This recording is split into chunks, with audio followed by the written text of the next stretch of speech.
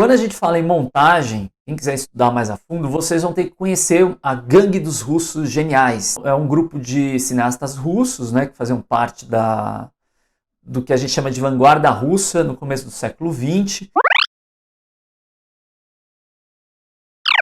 O Eisenstein, Kuleshov, o Pudovkin e o Vertov.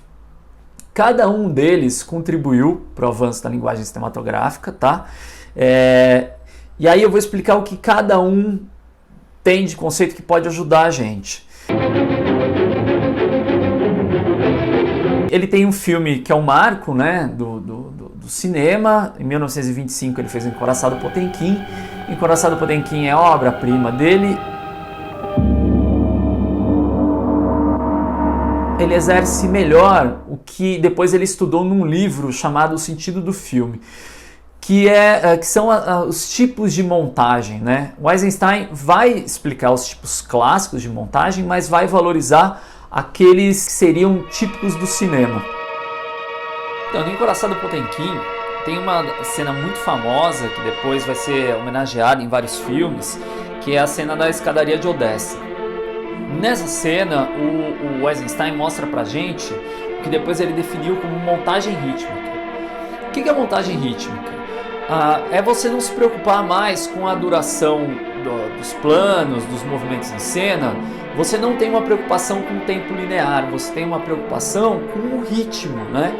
Então, aquele embate na escadaria, né, que é um grupo de soldados do czar que está massacrando a população, esse embate ele vai durar o tempo que ele precisar durar. É muito mais uma impressão do tempo do que necessariamente o tempo do relógio. Essa cena, exatamente dessa forma, é homenageada no filme do Brian De Palma, de 1987, que é Os Intocáveis.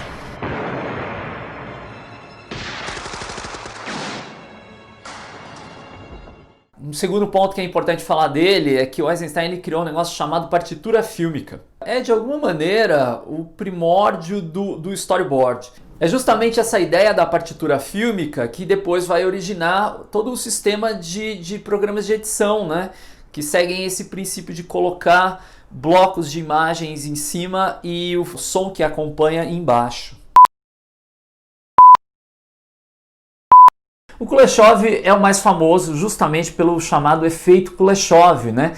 Que é essa ideia que você tem uma imagem separada de outra e que você pode juntar as duas, associando uma com a outra e criar um novo sentido.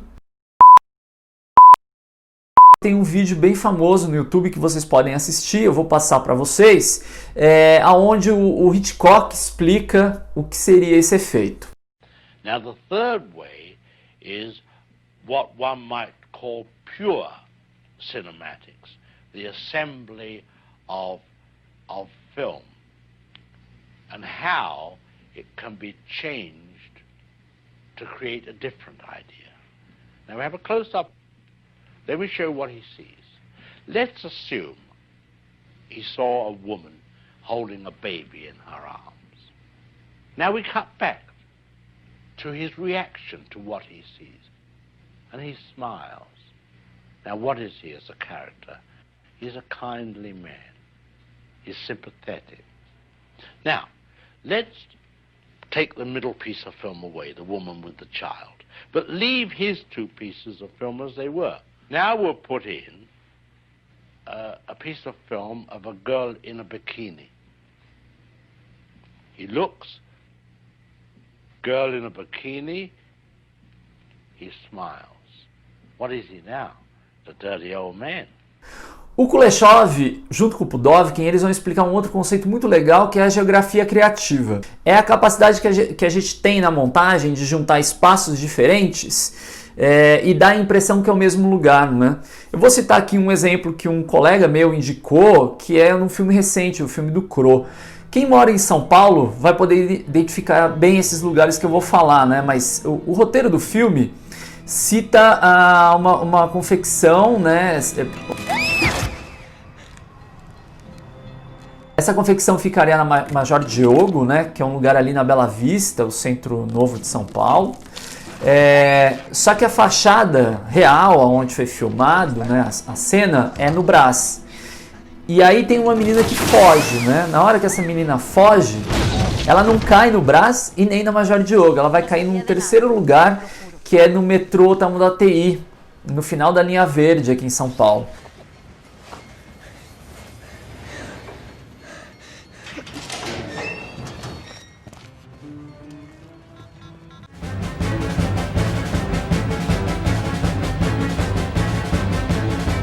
O último cineasta russo que eu vou falar, talvez o mais radical de todos, é o Dziga Vertov.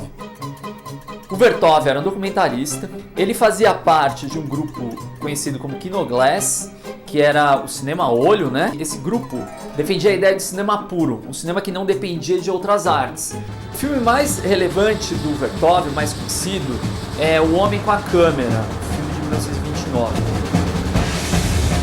Então é a rotina de um dia na vida de um cameraman. E aí ele vai mostrando como ele está filmando. Então tem uma cena que remete lá aos irmãos Lumière, que é justamente um trem. O trem vem, parece que atropela o cameraman, mas aí na sequência ele mostra como ele fez isso, escavando embaixo do trilho. Tem um outro momento muito legal, a gente vê o cameraman, ele está em cima de uma carruagem, né, e ele está acompanhando uma outra carruagem. E aí a gente vê como ele está filmando isso, a imagem desacelera até parar. Quando isso acontece, corta para a moviola.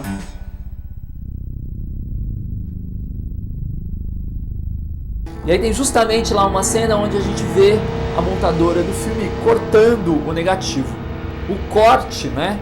Essa ideia do corte, de ser uma navalha ou uma tesoura, vem justamente da moviola, né? Da origem analógica do cinema.